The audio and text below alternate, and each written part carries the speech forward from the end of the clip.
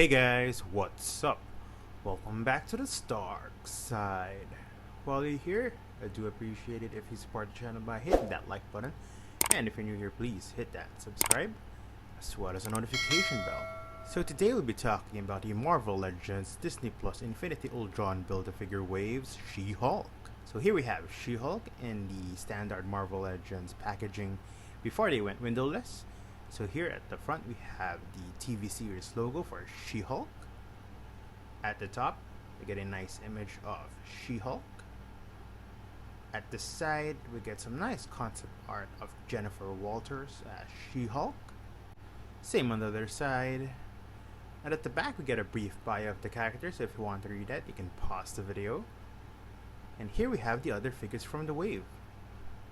Alright, let's get She-Hulk out of the packaging.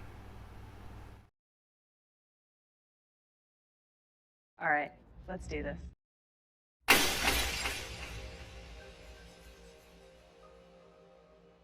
So here we have She-Hulk. Now before we talk about the figure itself, let's go over the accessories. Besides the Build-A-Figure piece for Infinity Ultron, we only get 2 pairs of hands for She-Hulk, so that's a bit of a disappointment. But taking a closer look at the hands here, so these fisted hands look good, so they're sculpted nicely. And we got this light green paint apps on them.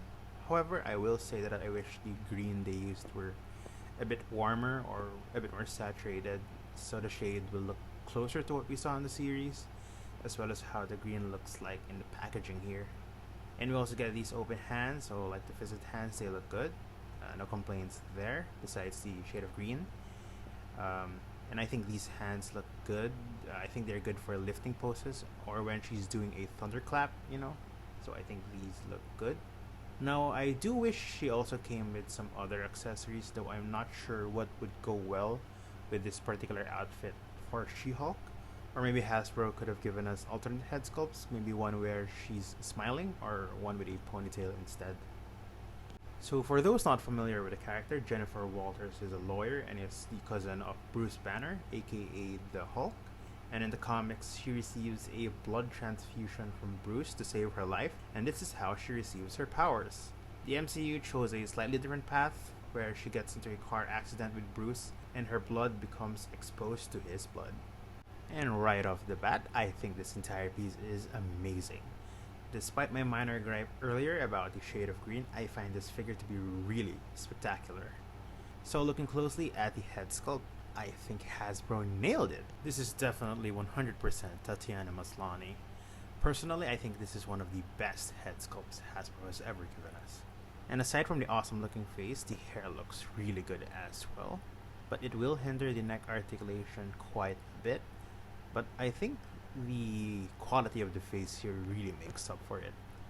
And taking a closer look at the rest of the figure, so this is all done really well. So this outfit isn't exactly comic accurate, but I think the colors themselves are really close to her classic suit from the comics, so I'm not too bummed about this. And like I said earlier, this entire piece looks great. I think I keep saying that, but yeah, it really looks good. We get a lot of texturing on her suit here. I like that a lot. And I also like how vibrant the purple is on her suit here. Wow. I can't emphasize how much I'm loving this piece. The legs look really good. I like what I'm seeing here.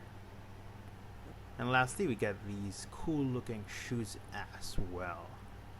So overall, I think the sculpt and paint ups on this figure are spectacular. Now let's go over the articulation for this figure. Now, because of her hair sculpt, the range of motion on her head is a bit limited, so she will look up only that far and not so much downwards.